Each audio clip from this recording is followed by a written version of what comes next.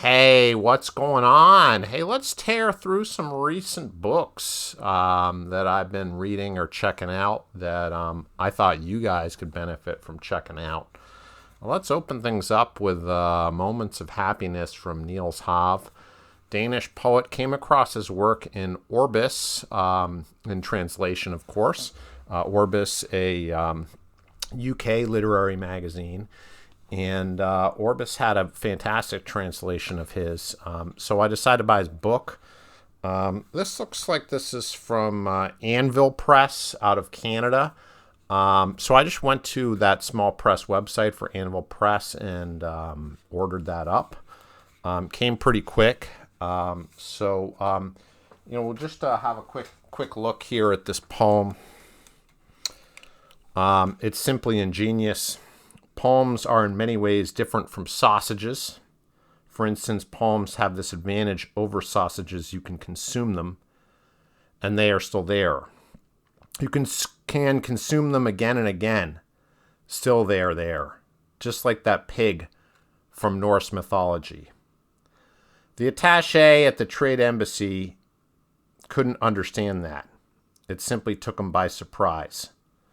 Now, I'm not going to read the rest of the poem, mainly because I want to respect Niels Hav, and I don't have the rights to read the whole poem. But this is a very fascinating book of a guy who can observe details of urban life and of people living together very astutely, but always from the kind of pavement level. Here's a person, a poet of kind of buses, of public transport, of bicycles, of grocery stores, maybe a little bit of kind of a Allen Ginsberg-y type vibe in that sense. But the language is always earthy, immediate, unpretentious, almost kind of anti-poetical in a certain respect. Just well done. I think, oftentimes I read so much poetry on Reddit. People want to make these funny, wry observations. But the practice of kind of taking away, of making your language spare and generative is difficult, and Niels Hav has really done that extremely successfully. He's pared down these poems so that they're suggestive, so that they're understated, so that they appear to be just kind of off the cuff, when in reality, of course, that took an incredible amount of effort to get there. The next book I wanted to have a look at here, I just picked this up at a bookstore, Authority and Freedom, A Defense of the Arts by Jed Pearl. This is not a book of poetry, but it talks a lot about poetry, but it talks about it in the context of a lot of different of the other artistic disciplines as well, in particular painting. But I think it's just an interesting thesis. It's pretty much, he's taking this idea of authority and freedom from Hannah Arendt, who felt authority was really kind of a fundamental attribute of what an author is. They're authorized to do something, and the authority that they work under is the tradition of that discipline. So, for example, in poetry, our authority is the poets who have worked before us and the poets who have come before. And to a certain extent, we embrace those constraints of our predecessors in order then to pursue the freedom of our ideas. Pearl's thesis, I think, is that art needs and literature need to be evaluated differently, and just can't be evaluated for their kind of political ideas or psychological ideas alone. And he's concerned that we as a society are kind of narrowing down the frame of how we look at and respond to great works. And he feels there's a risk in doing so, and I would certainly agree. It's a super easy read, filled with a lot of ideas, filled with some really interesting vignettes on painters like Picasso or artists like sculpture, by Michelangelo, as well as he touches on a lot of great poetry as well. and some pop music. So it's a book of synthesis. It's bold, it's ambitious. It is a little bit derivative of Hannah Arendt, but then again, maybe Hannah Arendt needs a champion today, and Jed Pearl is just the guy to do it. Lastly, and probably what you've all been looking for my take on would be this book by Warsan Shire that just came out. I got a copy, and I have to say it's fantastic.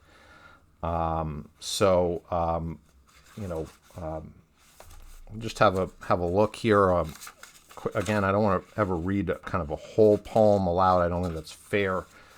But again, this is an example for folks who want to write poems that are poignant, that grab the reader immediately, that situate them, and are intense, that achieve an emotional intensity, or register that is fairly exact and heightened.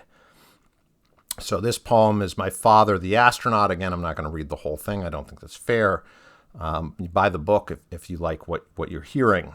If the moon was Europe, my father was an astronaut who died on his way to the moon. I'm always talking about opening gambit in my poems, in my discussion of people's poetry on Reddit. Always interested in how a poem opens. Look at how strongly that opens. If the moon was Europe, my father was an astronaut who died on his way to the moon. Complete idea right there. My father, the failed moonwalker, blinded by space. My father, the black cosmonaut, frenzied by thirst.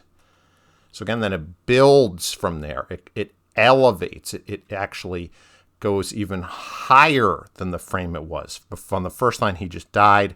Now he's a failed moonwalker. He's blinded. He's frenzied.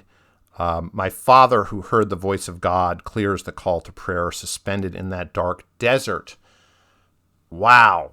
All this metaphor and comparison reminds me a little bit of Edna St. Vincent Millay and her ability to handle these kind of loftiest mountains and highest peaks, and then kind of back alleys, and move easily in a way that very few poets are able to do that. But still, the eye of the reader is situated firmly in outer space the entire time, despite these comparisons. My father, who wore a spacesuit slashed by longing, spinning towards the vast desolate. See how she made desolate there a noun, which is a little bit of poetic license, but it's also quite brilliant. At any rate, all three of these books are absolutely worth your time. They're all fantastic in different ways, and great lessons to be learned on how to make poetry, certainly from Niels Hav and Warsan Shire, how to make poetry grab the reader, accessible, immediate, visceral, and I would say Warsan Shire's poems are both of these poets are kind of international outlook, and want to be able to conjure things about, they're kind of on our collective consciousness of what's, how we're kind of evolving as a global people, or not evolving, I guess is the case. But two very, very good examples of poetry. I feel that kind of seamlessly can cross borders, and that nearly anyone can relate to. In Warsan Shire's case, written in clarity and perfection of her English, and Niels Hav, excellently translated here by Pearl Brask and Patrick Fressen. Okay. That'll be it, and stay tuned. I'll drop in and we'll do some more book reviews. And if there's stuff stuff you guys are reading or stuff you think I should check out, just hit me up. I'm happy to read over your shoulder. Okay, talk soon, folks.